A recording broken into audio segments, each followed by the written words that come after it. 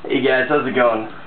Today I'm going to be presenting you the chinchilla. This is a long-tailed chinchilla, originally from South America, and I was just going to go through and show you guys a few interesting things about it, and we could talk about it together.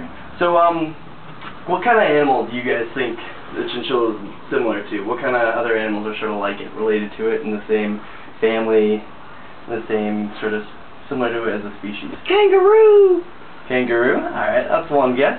Kangaroos have very strong hind legs as chinchillas do. That's kind of one good guess.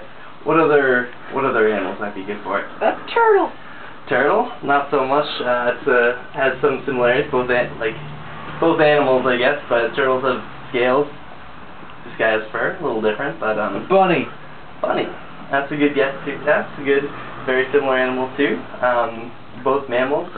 So also too, think about its teeth. What do you picture its teeth like? Maybe a beaver. What's a jackalope. Buck teeth. Buck teeth, kind of like so. Buck teeth. And what might these teeth be good for? Chewing. Chewing. That will be eating wood. Eating wood. Yes, exactly. That's a big part of it. These chinchillas have two big front teeth, and that they use to gnaw on wood, and they have to keep doing it to keep their teeth strong and be able to do it. So why do chinchillas eat wood? That's part of their diet. They eat that to keep their teeth strong and can use that to get at a lot of different grasses and different vegetables and in their natural habitat. So yeah, where do you guys think these animals come from? Outer space.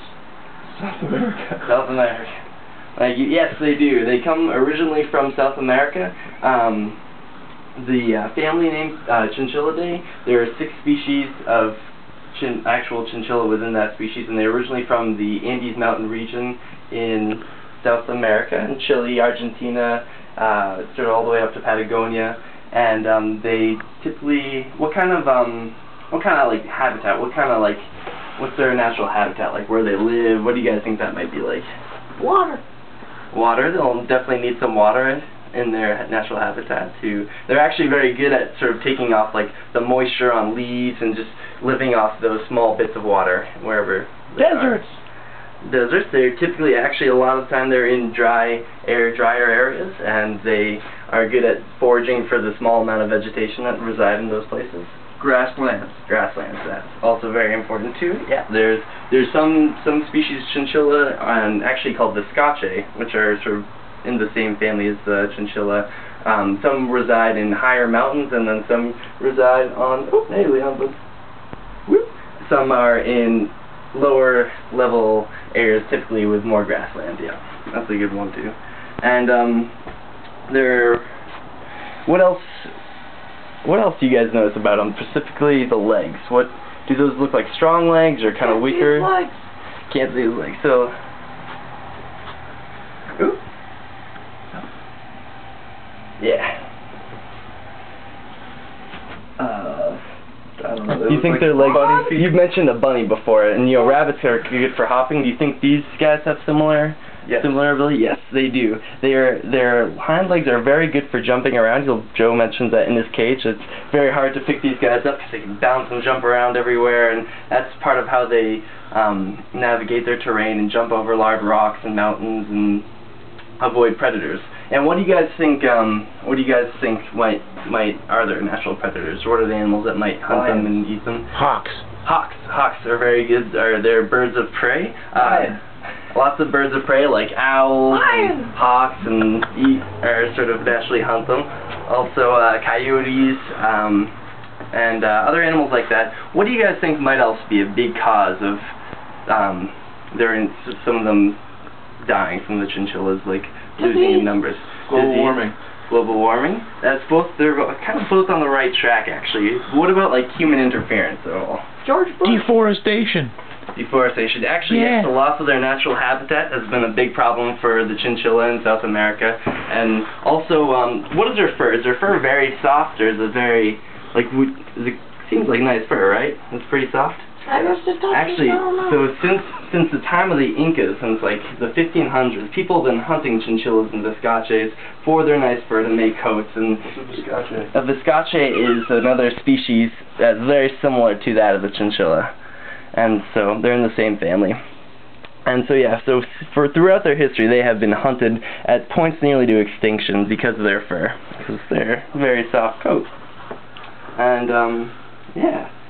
So there have been efforts to conserve these guys. In the early 1900s, an American was in South America and was able to domesticate this type of chinchilla, the long-tailed chinchilla, and really bring it to the U.S. as sort of, and he's allowed people to have it in larger numbers and as a pet, which is pretty good in some senses. But still, even today, there are laws against hunting viscaches and chinchillas, and they are enforced to some degree, but a lot of times people can still get away with it, which is really too bad because they're great little guys.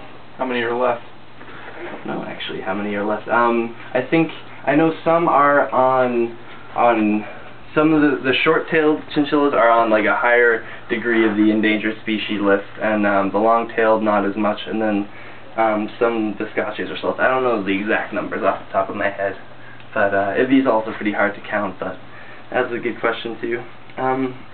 What else do you guys, how might this guy get around? Like, what do you think he uses mainly? His vision, his ears, or eyes, whiskers? Thank you. What do you guys think though? Smell. His ears. Smell?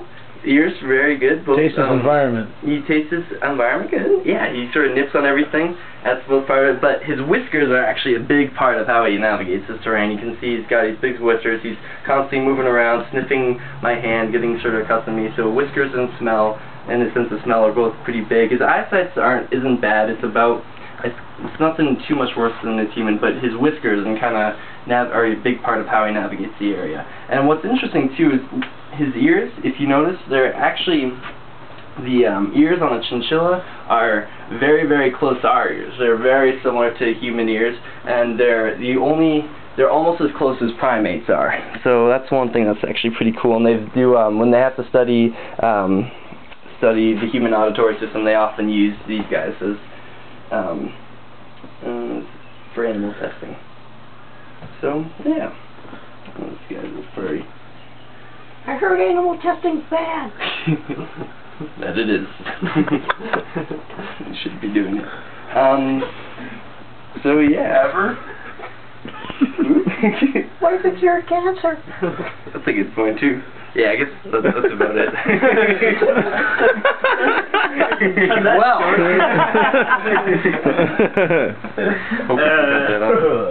Well, thank you, Leon. You're